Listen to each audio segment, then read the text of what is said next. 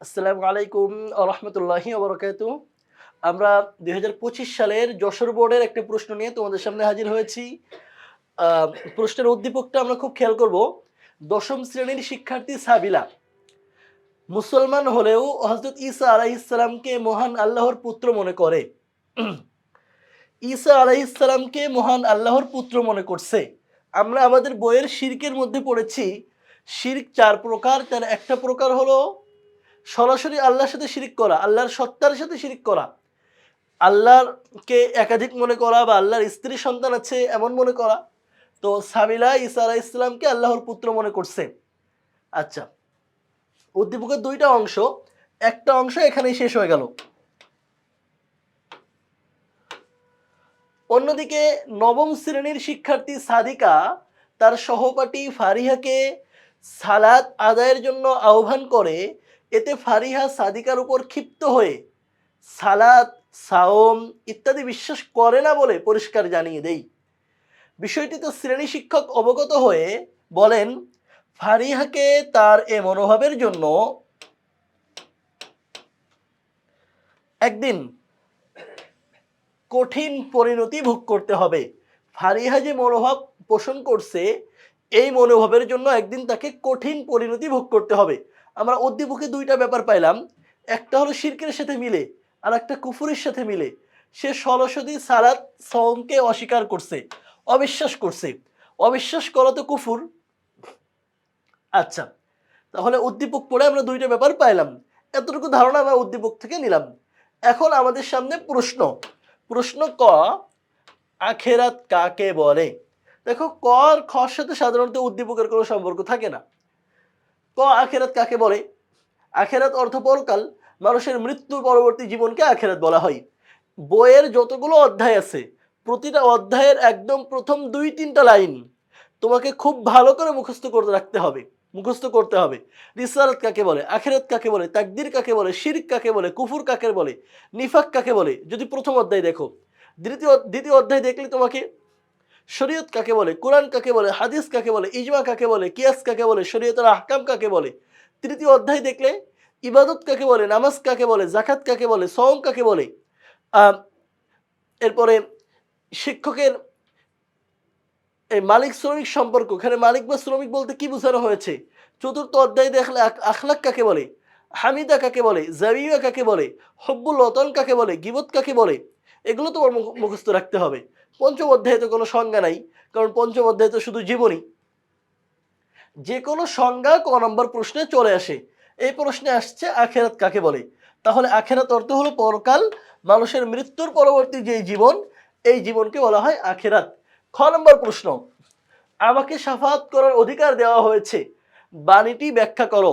রাসূলুল্লাহ সাল্লাল্লাহু আলাইহি ওয়াসাল্লামের একটা হাদিস, ও অতীতু শাফাআ, আমাকে শাফাত করার অধিকার দেওয়া হয়েছে। এই বাণীটার ব্যাখ্যা আমাদেরকে কাছে জানতে চেয়েছে। শাফাত আমাকে শাফাত করার অধিকার দেওয়া হয়েছে, এটি একটি হাদিস। আমি আরবি হাদিসটাও তোমাদের সামনে তেলাওয়াত করেছি। এর দ্বারা কিয়ামতের দিন রাসূলুল্লাহ সাল্লাল্লাহু আলাইহি ওয়াসাল্লাম শাফাত করবেন, এই বিষয়টি বোঝানো হয়েছে।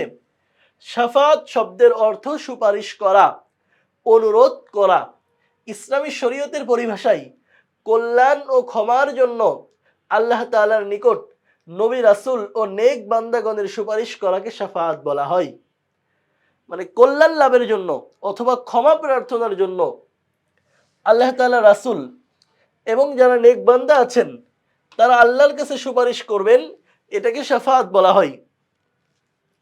কিয়ামতের দিন নবী রাসূল ও নেক বান্দাগণ আল্লাহর নিকট সুপারিশ করবেন। আল্লাহ তাআলা এসব শাফাত কবুল করবেন এবং বহু মানুষকে জান্নাত দান করবেন। তবে শাফাতের সবচেয়ে বেশি ক্ষমতা থাকবে আমাদের প্রিয় নবী হযরত মুহাম্মদ সাল্লাল্লাহু আলাইহি সাল্লামের অধিকারে। যেহেতু আমাদের প্রিয় নবী হযরত মুহাম্মদ সাল্লাল্লাহু আলাইহি সাল্লামের অধিকারে শাফাতের সবচেয়ে বেশি ক্ষমতা থাকবে। এবং শাফাতের দুইটা প্রকার, একটা শাফাতে কুবরা আর একটা শাফাতে সুগরা। শাফাতে কুবরার সবটাই আমাদের প্রিয় নবী সাল্লাল্লাহু আলাইহি সাল্লাম করবেন। তিনি সেই কথাই বুঝিয়েছেন, ও অতীতু শাফাআ, এই কথাটাই প্রশ্নে উল্লেখ করা হয়েছে, হাদিসে বলা হয়েছে। আশা করি আমরা বুঝতে পেরেছি যে রাসূলুল্লাহ সাল্লাল্লাহু আলাইহি সাল্লাম বলেছেন আমাকে শাফাত করার অধিকার দেওয়া হয়েছে। এর অর্থ হলো রাসূলুল্লাহ সাল্লাল্লাহু আলাইহি সাল্লাম কল্যাণ লাভের জন্য, ক্ষমা প্রার্থনার জন্য, অন্যদের কিয়ামতের দিন আল্লাহর নিকট সুপারিশ করবেন। এই সুপারিশ করার অধিকার সবার আগেও রাসূলুল্লাহ সাল্লাল্লাহু আলাইহি ওয়াসাল্লাম পাবেন এবং সবচেয়ে বেশি শাফাআতও রাসূলুল্লাহ সাল্লাল্লাহু আলাইহি ওয়াসাল্লামই করতে পারবেন কিয়ামতের ময়দানে। আশা করি তোমরা হাদিসটা বুঝতে পেরেছো। গ নম্বর প্রশ্ন, সাবিলার বিশ্বাসে আকাইদের কোন বিষয়টি প্রকাশ পেয়েছে ব্যাখ্যা করো। সাবিলা যে বিশ্বাস করত বা যে মনে করত যে হযরত ঈসা আলাইহিস সালাম আল্লাহর পুত্র, হযরত ঈসা আলাইহিস সালামকে আল্লাহর সন্তান মনে করত, তার বিশ্বাসে কি প্রকাশ পেয়েছে? আমরা শুরুতেই বলে এসেছিলাম যে তার বিশ্বাসে শিরিক প্রকাশ পেয়েছে। তারপরেও আমরা একটু খেয়াল করব যে আসলে শিরিক কিনা। সাবিলার বিশ্বাসে শিরিক প্রকাশ পেয়েছে, কারণ আমরা প্রশ্নের উদ্দীপক যখন পড়েছিলাম তখনই বলেছিলাম যে সাবিলা যে বিশ্বাস করছে সেটা শিরিকের সাথে মিলে যাচ্ছে। কারণ আমাদের বইয়ে ছিল যে আল্লাহ তাআলার সাথে শিরিক চারভাবে করা যায়। তার প্রথম হলো আল্লাহ তাআলার সত্তার সাথে শিরিক, আল্লাহকে একাধিক মনে করা, আল্লাহর স্ত্রী আছে, আল্লাহর সন্তান আছে, এগুলো মনে করা। সাবিরা এমনই একটা মনে করছে, সুতরাং তার বিশ্বাসে শিরিক প্রকাশ পেয়েছে। শিরিক শব্দের অর্থ অংশীদার সাব্যস্ত করা, একাধিক স্রষ্টা বা উপাস্যে বিশ্বাস করা। শিরিক হলো তাওহীদের বিপরীত। পৃথিবীর সকল প্রকার জুলুমের মধ্যে সবচেয়ে বড় জুলুম হলো শিরক। উদ্দীপকে দেখা যায় শিক্ষার্থী সাবিলা মুসলমান হওয়া সত্ত্বেও হযরত ঈসা আলাইহিস সালামকে মহান আল্লাহর পুত্র মনে করে, অথচ ইসলামের আকীদা অনুযায়ী আল্লাহ তাআলা এক ও অদ্বিতীয়, তার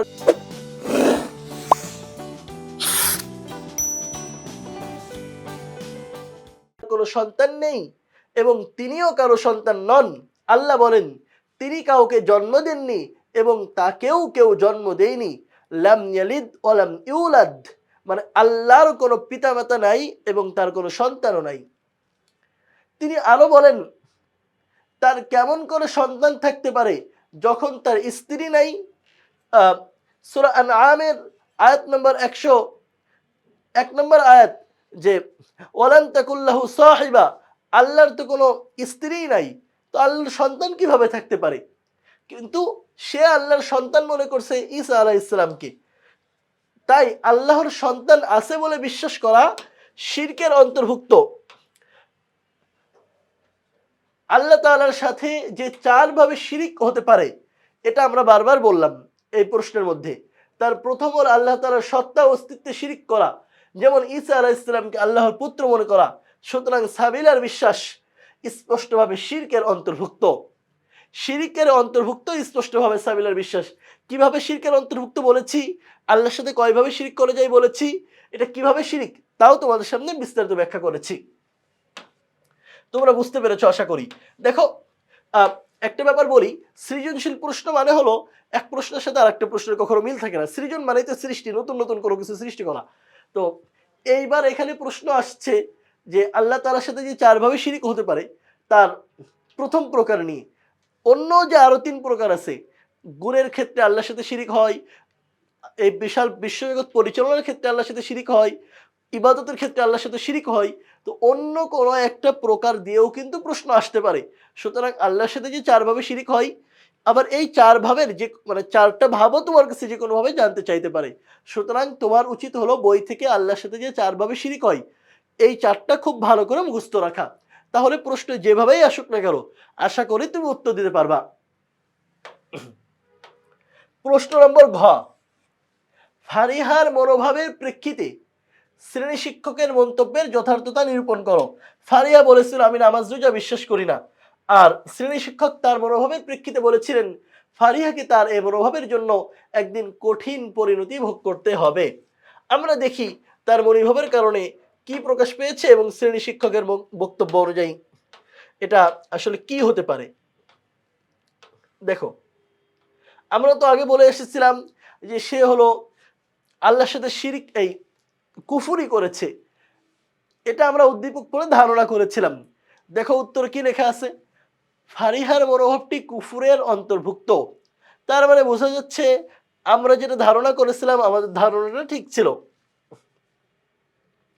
মানব জীবনে যার পরিণতি অত্যন্ত ভয়াবহ, কুফুরের ফলে শুধু দুনিয়াতেই নয় বরং আখিরাতেও মানুষকে শোচনীয় পরিণতি বরণ করতে হবে।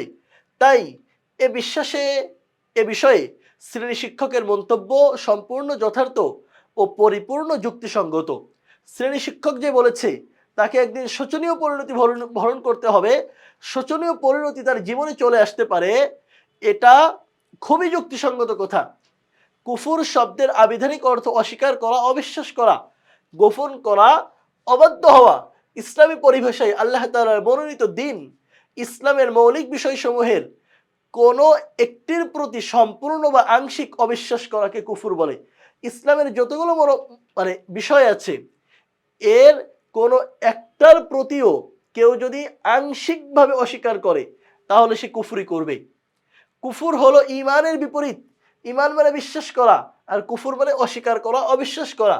উদ্দীপকে দেখা যায় ফারিয়াকে তার সহপাঠী সাদিকা সালাত আদায়ের আহ্বান করলে ফারিয়া সাদিকার উপরে ক্ষিপ্ত হয়ে স্পষ্টভাবে জানিয়ে দেই সে সালাত, সওম ইত্যাদি বিশ্বাস করে না।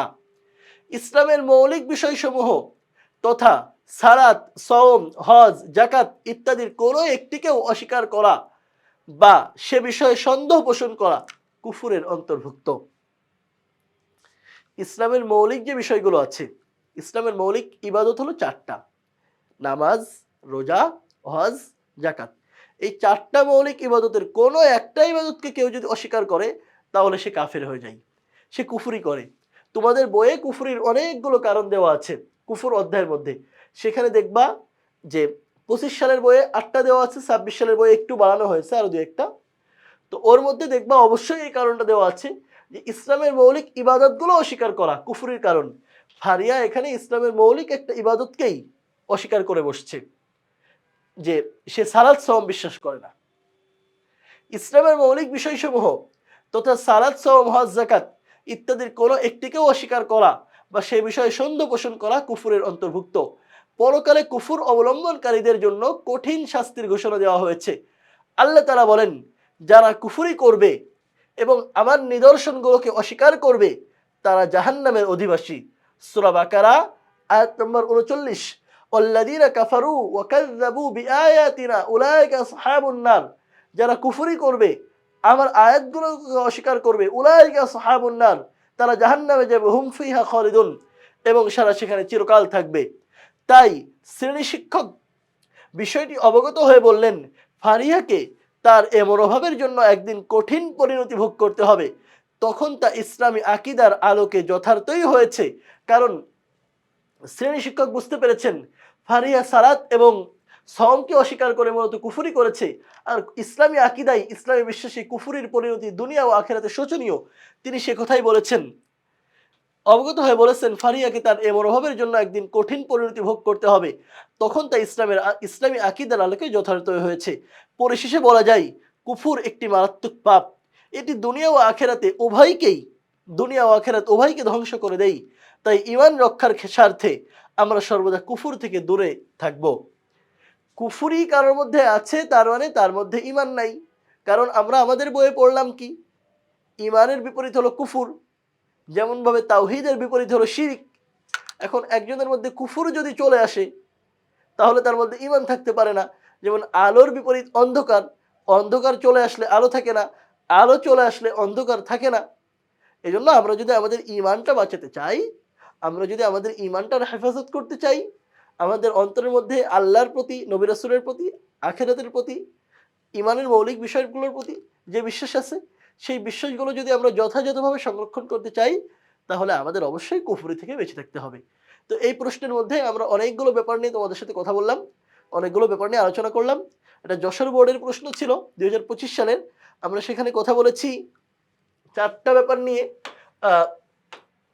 প্রথমে আমরা ক নম্বরে আলোচনা করেছি যে আখিরাত কাকে বলে। এরপরে খ নম্বরে আমরা আলোচনা করেছি শাফাত করার অধিকার রাসূলুল্লাহ সাল্লাল্লাহু আলাইহি ওয়াসাল্লামকে দেওয়া হয়েছে, এই ব্যাপারটা কেমন আমরা আলোচনা করেছি।